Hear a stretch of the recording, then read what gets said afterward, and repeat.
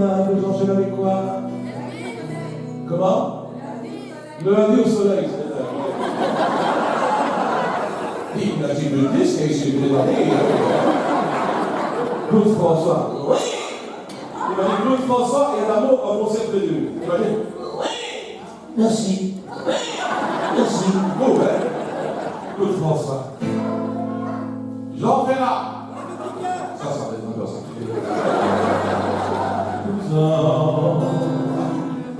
La montagne est belle.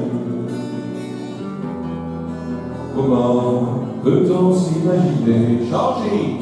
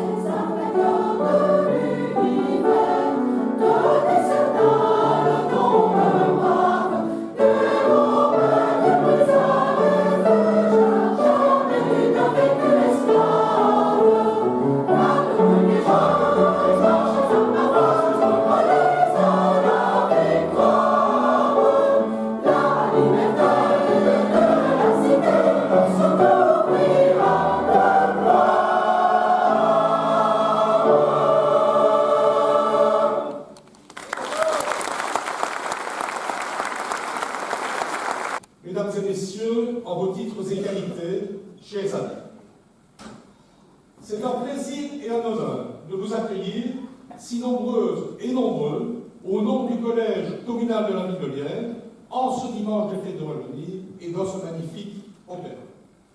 Mesdames et messieurs, se retrouver avec plaisir ne signifie pas que l'on échange des frivolités. En effet, l'année qui vient de s'écouler nous a fait osciller entre tragédie et réjouissance. L'année dernière déjà, j'évoquais le terrorisme et l'exode de populations entières. Depuis, des dizaines d'attentats ont été perpétrés sur tous les continents. Les libertés sont attaquées, libertés que nous connaissons bien à Liège, symbolisées ici par notre Père. L'année dernière aussi, j'affirmais déjà que la démocratie, les libertés et la sécurité doivent être défendues par un service public correctement financé. Il ne faut pas réduire les moyens de la police. Il ne faut pas démanteler l'armée de terre. À Liège, avec le collège et le conseil de police, nous investissons dans des locaux et du matériel adapté. Nous avons engagé 60 nouveaux fonctionnaires de police. Ils sont venus épauler leurs collègues qui, depuis près de 2 ans, ne ménagent pas leur père, aidés en cela par les militaires. Qu'ils soient ici publiquement remerciés, à la fois pour leur sort et responsabilités et pour les sacrifices familiaux consentis. Mais, mesdames et messieurs, la sécurité n'est pas une politique à mener pour elle-même. Ce n'est pas une fin, mais plutôt un moyen. Un moyen de vivre normalement, de se balader dans un parc, de faire ses courses au marché, de participer à un jogging, d'assister à un concert. Autant d'activités que nous avons maintenues et qui font la vie en société. Car à côté des peines, nous avons aussi, fort heureusement, connu durant l'année écoulée des réjouissances. Celles-ci sont souvent liées à la culture au sens large. Depuis plus de 15 ans, nous rénovons l'ensemble de nos infrastructures culturelles. Depuis plus de 15 ans, nous subventionnons les mouvements d'éducation permanente dans les quartiers. Chaque année, voit s'ajouter un nouveau maillon à cette chaîne célébrant la culture. Merci à Jean-Pierre Huquetz, merci à Pauline Mimotta. Nous œuvrons ainsi, bien sûr, à la renommée liégeoise, qui passe beaucoup par la culture. Également à l'économie, au développement du secteur horeca, notamment. Mais surtout, nous travaillons à l'émancipation individuelle et collective. Nous travaillons à l'accès à la beauté, à l'estime de soi pour toutes et tous. L'estime de soi qui constitue pour la jeunesse le meilleur antidote contre toutes les dérives. Fouad Chamas et Julie Fernandez ont bien compris, eux qui développent en la matière de nombreuses activités. La magnifique opération Été solidaire a permis aux jeunes de nos quartiers de travailler pendant l'été à des missions utiles à la collectivité. J'ai pu mesurer les bienfaits de cette opération que nous amplifions. Je remercie également Pierre Stassard et tous les enseignants, car l'éducation commence à l'école. Réjouissance, vous disais-je. En mai dernier, pendant une semaine, nous avons célébré les métamorphoses de la métropole liégeoise. Ce rendez-vous coïncidait à Liège avec l'ouverture d'un Beauvrier, avec l'inauguration de la Belle Liégeoise, mais aussi avec l'avènement du nouveau cœur, du nouveau centre de Serein. Les citoyennes et les citoyens de la métropole ont pu, grâce à une programmation artistique de grande qualité, s'approprier ces nouveaux lieux de vie. Ce fut un week-end formidable, où les Liégeoises et les Liégeois de Visé à Chaudfontaine, de Liège à Serein, ont partagé leurs émotions. Ils ont célébré le renouveau de la métropole liégeoise et ont accueilli à cette occasion des milliers de visiteurs venant de l'étranger. Cette mutation, unanimement saluée, constitue un tournant dans l'histoire de Liège. Je profite de l'occasion qui m'est donnée pour vous annoncer que nous renouvellerons l'opération tous les 2 ans, en associant d'autres villes et communes de l'arrondissement. Car cet événement a attiré plus de 75 000 personnes qui ont participé à ce rendez-vous fédérateur.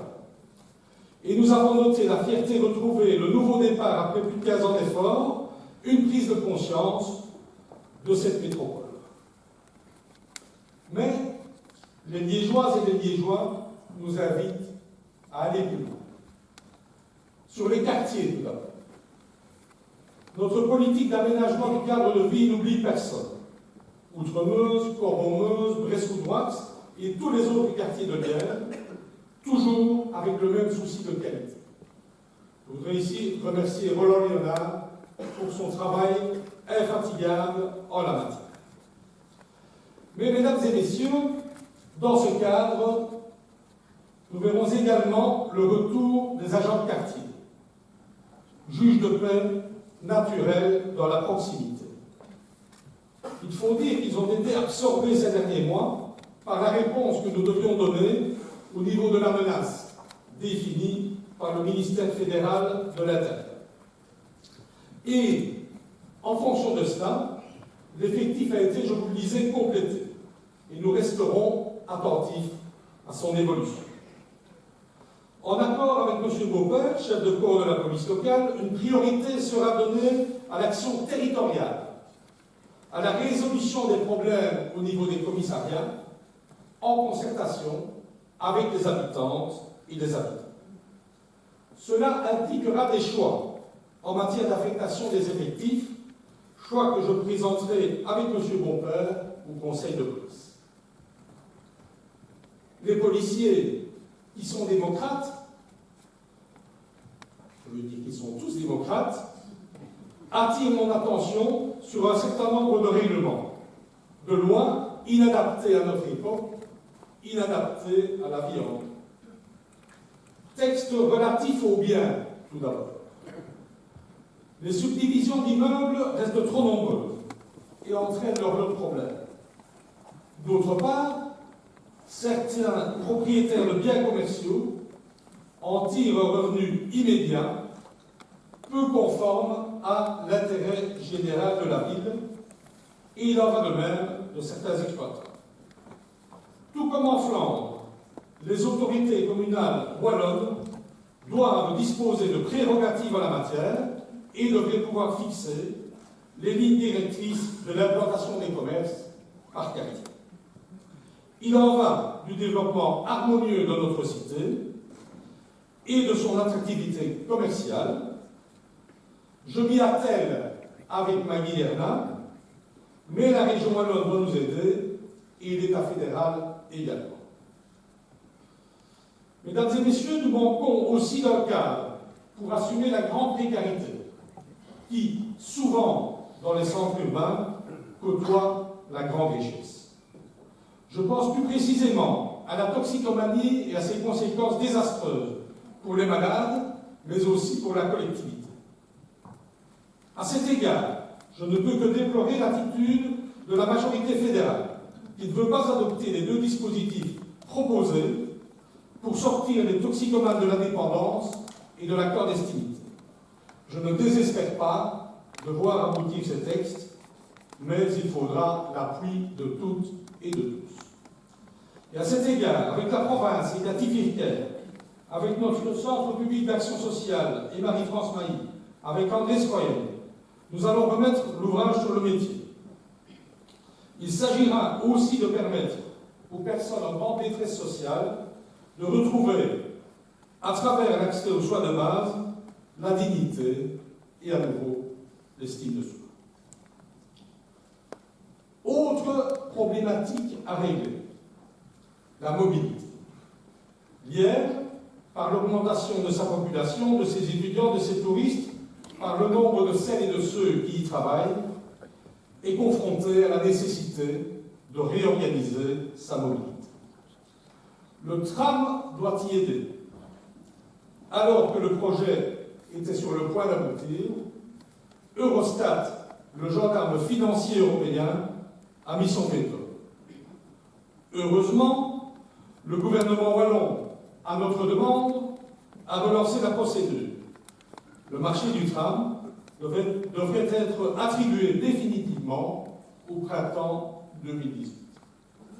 Avec mes collègues du collège, en particulier Michel Friquet, j'en fais une exigence pour Liège.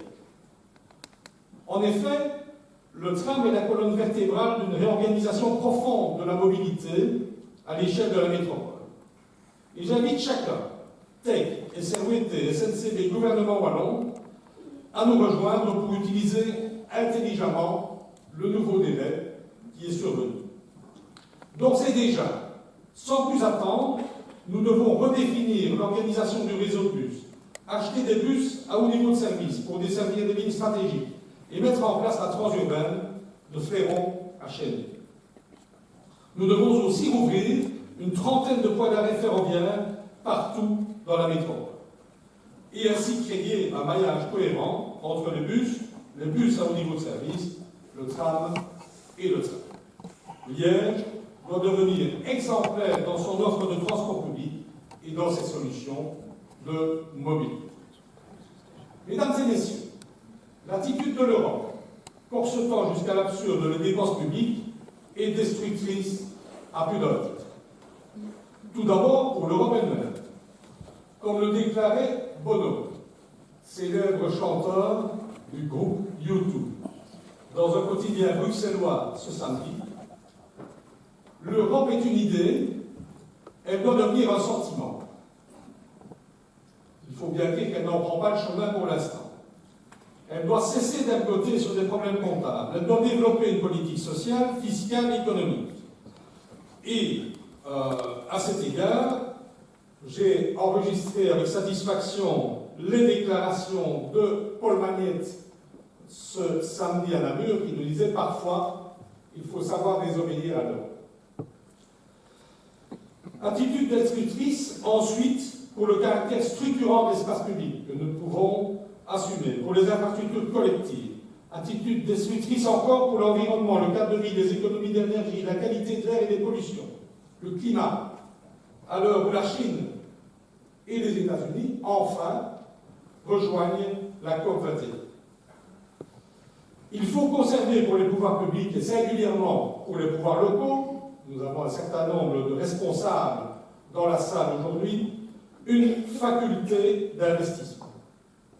En effet, avec les règles actuelles, nous n'aurions pas pu investir dans la mobilité et dans la culture, par exemple. Attitude destructrice, enfin, pour l'emploi. Et à Liège, ce ne sont pas les travailleurs de galère qui pensaient construire la ligne de tram dès cette année qui vont me contredire. À cet égard, ayons un moment de réflexion à propos du dossier Caterpillar. Au-delà de la nécessaire solidarité avec les travailleuses et les travailleurs, au-delà de la solidarité avec la région de Charleroi, envisageons l'avenir. Il faut conserver localement des centres de décision afin d'éviter des fermetures, trop souvent mues par des considérations strictement financières, exprimées parfois à des milliers de kilomètres. Dans cette logique, permettez-moi d'appuyer la déclaration de Jean-Claude Marteau, qui s'exprimait récemment au nom de la région wallonne à propos d'ETIAS et de NRB. À mon tour, au nom des pouvoirs locaux, villes et communes, je déclare que je me battrai de toutes mes forces pour conserver à Liège les emplois des travailleuses et des travailleurs qui ont fait de ces services un fleuron. À côté d'autres sociétés telles que Netis, ces sociétés structurent à Liège notre vie économique. Et les forces vives liégeoises, toutes sensibilités confondues, ont toujours appuyé l'initiative industrielle publique. Elles ont bien raison de soutenir la création et le développement de nouvelles entreprises dans des secteurs de pointe avec un ancrage local. Mesdames et messieurs, dans quelques jours, dans 2 jours, nous inaugurerons la 2e exposition phare à la Beauvrie, 21 rue La Boétie. Après le succès de l'exposition inaugurale, organisée en partenariat avec le Louvre, qui a drainé plus de 75 000 visiteurs à Liège, nous nous apprêtons à accueillir Anne Sinclair. Au-delà de ses talents personnels, elle est aussi la petite fille de Paul Rosenberg, marchand d'art avant-gardiste, ami des plus grands peintres de son époque, qui a dû fuir le régime nazi. Manifestation culturelle classée dans les 10 expos internationales à parcourir cet automne, elle contribue à notre classement par les meilleures agences new-yorkaises au sein des 50 métropoles à visiter dans le monde en 2016. Désormais, avec notre gare TGV, avec un aéroport performant, avec des cœurs de ville et de communes régénérées, avec une offre culturelle exceptionnelle, avec l'université, les hautes écoles, les chercheurs, les artistes, les créatifs. Liège, la région liégeoise, jusqu'au Fouron qui fête cette année le 40e anniversaire de leur fête, la région liégeoise jusqu'au Fouron est redevenue une métropole attirante. Mesdames et messieurs, une métropole concentre des fonctions économiques, culturelles et académiques. Elle recèle une véritable richesse humaine et créative dans tous les domaines. Elle rayonne et capte une part des flux mondiaux. Elle suscite les investissements. Il y a 15 ans, c'était impossible. Aujourd'hui, l'objectif est en vue. Grâce à notre travail en commun. Seul, on va parfois plus vite. Ensemble, on va toujours plus loin. Notre nouvelle signature internationale n'a donc pas été choisie par hasard, puisqu'elle se décline comme ceci, Liège, Together. Je tiens ici à souligner combien la bonne articulation et la collaboration permanente du trio ville, province, région est essentielle au devenir de la métropole. Je remercie tout particulièrement le ministre Jean-Claude Marteau pour son investissement sans faille à nos côtés, ainsi que le député président André Gilles et le collège provincial.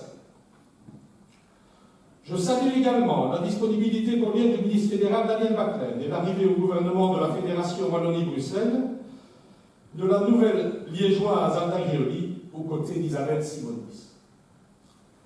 J'associe à cet hommage Marie-Dominique Simonet, Philippe Henry et les recteurs successifs de notre université, Bernard Rentier d'abord et aujourd'hui Albert Koch. Nous projetera collectivement dans l'avenir d'une manière plus harmonieuse. Augmenter la qualité de vie en ville, diminuer le coût de la vie pour les familles citadines. En une formule, vivre mieux et moins cher dans un monde meilleur. Pour l'ensemble de ces raisons, le Collège soumettra à un prochain conseil communal une proposition visant à compléter nos projets de ville par 3 chapitres. Liège, ville en transition. Liège, ville intelligente, ville numérique. Liège, ville résiliente. En français, ça veut dire ville qui s'adapte positivement au changement. Plus que jamais, Liège sera un creuset de progrès social. Liège sera un creuset de progrès économique. Liège sera un creuset de progrès culturel. Liège sera un creuset de progrès scientifique. Tel est le destin de notre site. Alors, mesdames et messieurs, pour terminer, et pour reprendre l'expression consacrée en cette année de 700e anniversaire de la paix de Fès, debout les citoyennes liégeoises, debout les citoyens liégeois, bâtissons ensemble, comme toujours, avec nos propres forces et pour nos enfants, pour l'humanité, notre avenir commun. Vive la Wallonie, vive Liège et vive la métropole liégeoise. Merci.